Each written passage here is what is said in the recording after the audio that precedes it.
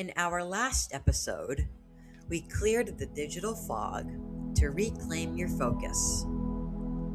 But there is one final piece of the human optimization puzzle that we often overlook, especially in a world that tells us to be self-sufficient. Have you ever wondered why even when you're perfectly healthy, physically fit, intellectually sharp, you can still feel off if you've been isolated for too long? Or have you ever thought that your nervous system is a completely private and isolated loop? Well, that is what this session is for. Today we're looking at co-regulation, the process by which our nervous systems sync up and influence the physiological states of those around us. This is the science of why, biologically speaking, we are wired for connection.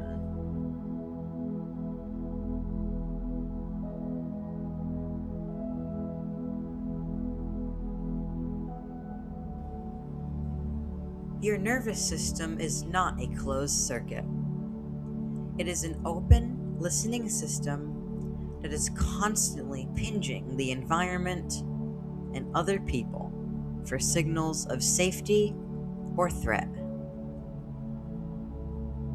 Defining co-regulation. This is how we use the presence of others to help manage our own stress.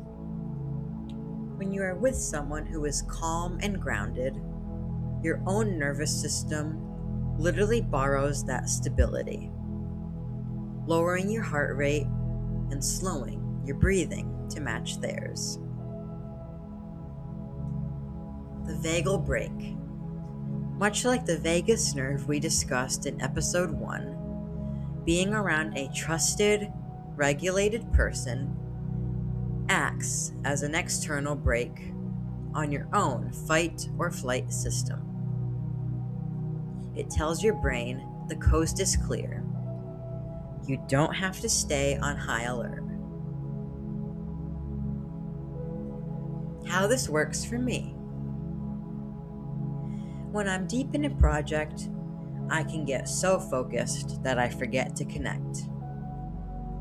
I've realized that even just spending a few minutes catching up with my family, like my parents, or catching up with a regular listener, like Jennifer, on my channel, acts as a biological reset that helps me stay more grounded than any breathing exercise alone could.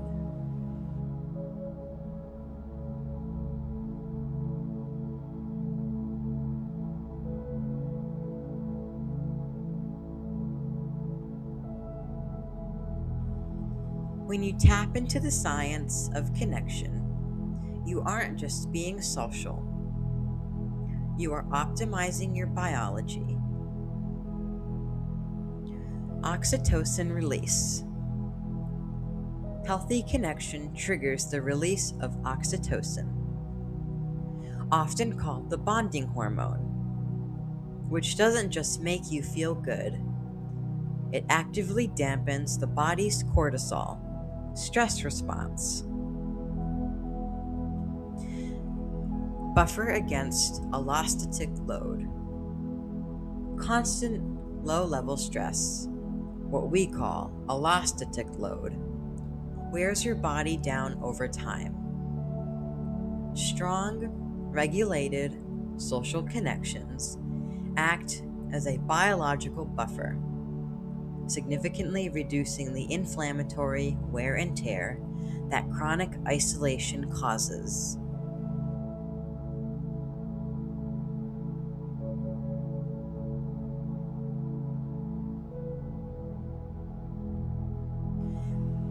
We have to look at the wellness trap of social connection as well. The co-dysregulation trap. Just as you can catch calm, you can also catch stress. If you are constantly surrounding yourself with people who are chronically dysregulated or panicked, your nervous system will mirror that state, keeping you in a constant state of low-grade fight or flight. The illusion of digital connection. While it is vital to distinguish between true co-regulation and digital interaction, while seeing a friendly face on a screen is better than nothing, it lacks the full range of nonverbal signals, like micro-expressions and voice resonance, that your brain needs to truly feel safe.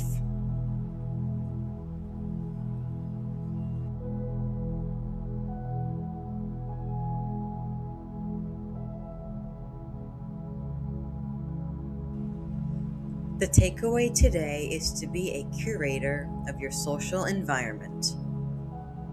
You don't need a massive crowd. You need people whose presence helps you regulate, rather than drains your battery. True resilience isn't rugged individualism. It is knowing how to intelligently use connection to help your system recover and thrive. Thank you for joining me on this masterclass on the science of connection. I'll see you in the next one as we dive into the science of micro-stressors, those small, daily things that can burn us out. Stay calm, stay grounded, and stay real.